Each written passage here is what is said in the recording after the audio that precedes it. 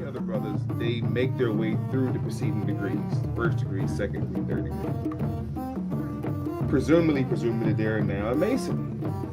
And I quickly arrest that conversation by saying you're not a Master Mason. And they, of course, are baffled. Like, what do you mean? I went through this and I know this. I'm like, yeah, but you're not a Master Mason. You just got raised to a living perpendicular from a dead level. What does that mean?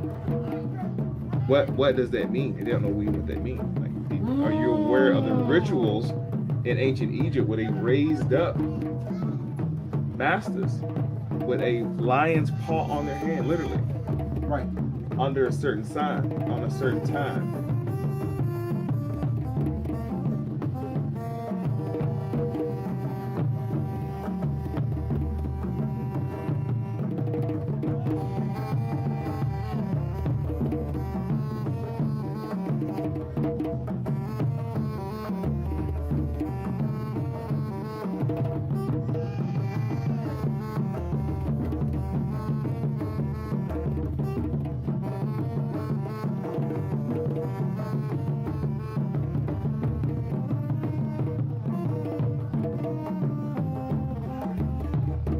Masons have codes, and to unlock the codes, you got to have a key. And you were showing how Solomon is a key.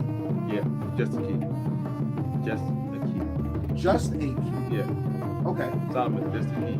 But again, if one doesn't understand what's called the Masonic cipher, I'm simply showing you this is what you would never learn in any Masonic lodge, but it's relevant to your growth. You have to learn as part of it.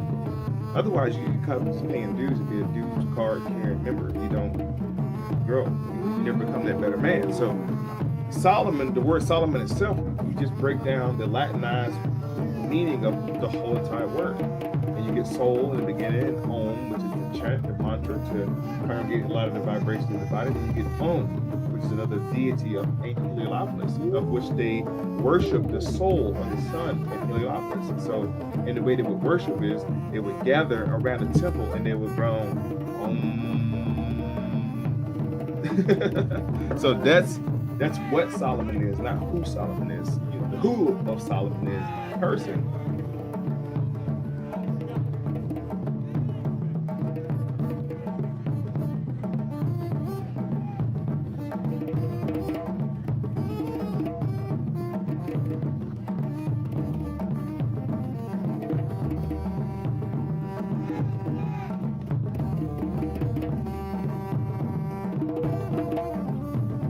Solomon ben Isaac, right? Right. He was a baron, he was a capitalist, a Lombard, right? He orchestrated the three formulas that gave you Judaism, Christianity, Islam. He formulated them. Anybody Google Solomon ben Isaac, look him up. Very important character, okay? In real life. So when you break down the name Solomon, you get the first through the seventh degree. Now watch this now. You get the first through the seventh degree. Put a number under each letter of Solomon. You get 7. Those are the degrees. The first 3 degrees, we know what they are. S-O-L. That's what they ask for the light. First 3 degrees of masonry. They ask for the light. See, the first 3 degrees of masonry, they have 3 burning tapers on the altar, which represents Atum, Amun, and Atan, or which transfers over to the 3 great sons of Osiris Belt, the 3 stars, which the pyramid of Giza belongs to. Right.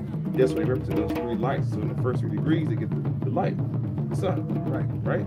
Which activates the pineal gland, right? Okay. Which is also full of fluorescent light, but more potent than that, it's a conductor of phosphorus. And phosphorus is the Latin word for Lucifer, which is the light bearer. That's the affiliation of the masonry being affiliated with the devil.